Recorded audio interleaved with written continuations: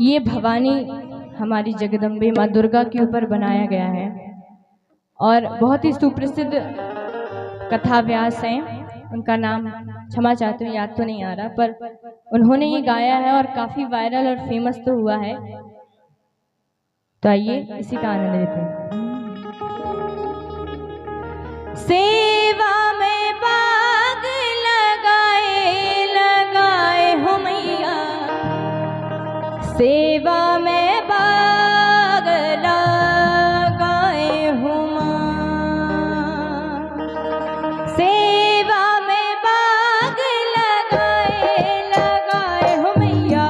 सेवा में बाग लगाए हो मां, सेवा में बाग लगाए लगाए हो मैया,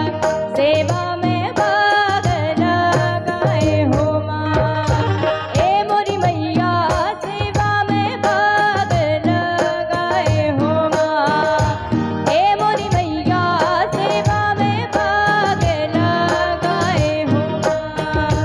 हंस के उठे भी हंस के माता जा चंदन पर थार भवानी, नींबू जटा जटा पर नरियल, आस पास नरियल के वाणी, टुकटी किवड़ा सदा न सरवर सरवर देखत हंस विराज, हंस मदाई के पहुना साज, पहुना ऊपर दाई विराज, दाई के संग माँ भैरव साजे, भैरव संग लंगूर विराजे, अन्नस मन्नस कुंज निवारे, धर्मा ध्वजा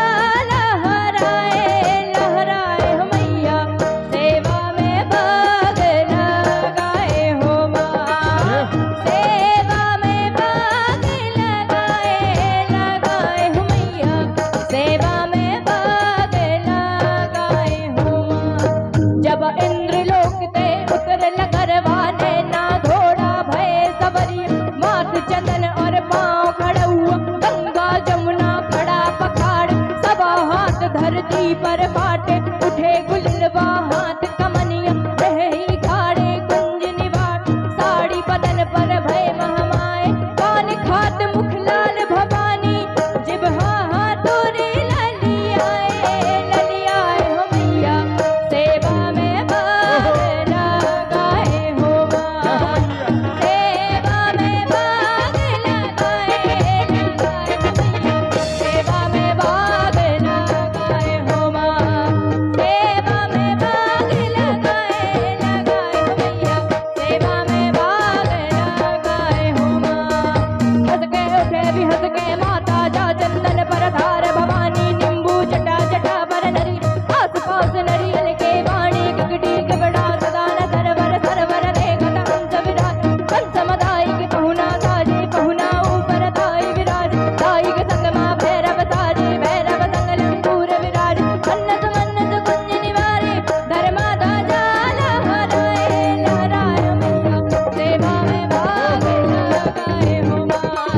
सेवा में बाग लगाए लगाए हो मैया, सेवा में बाग लगाए हो मां। जब इंद्रलोक ते उतर लगरवाने ना घोड़ा भय सवरिया, माथ चंदन और पांव खड़ा हुआ, गंगा जमुना खड़ा पखाड़े, सब हाथ धरती पर बाटे, उठे गुलवा हाथ कमनिया, रही गाड़ी कुंज निवार, साड़ी बदन पर भय मामाए, कान खात मुख लाल भवानी, जिब्हा हाथोरे ललियाए ललियाए हो मैया, सेवा में बाग लगाए हो मां। अब बिल्कुल बैठे बैठे ऐसे ताली बजाते जाइए सभी लोग, ऐसे ताली बजाइए सभी लोग, और सभी लोग मिलकर गाएंगे क्या? ओ हंस के उठे भी हंस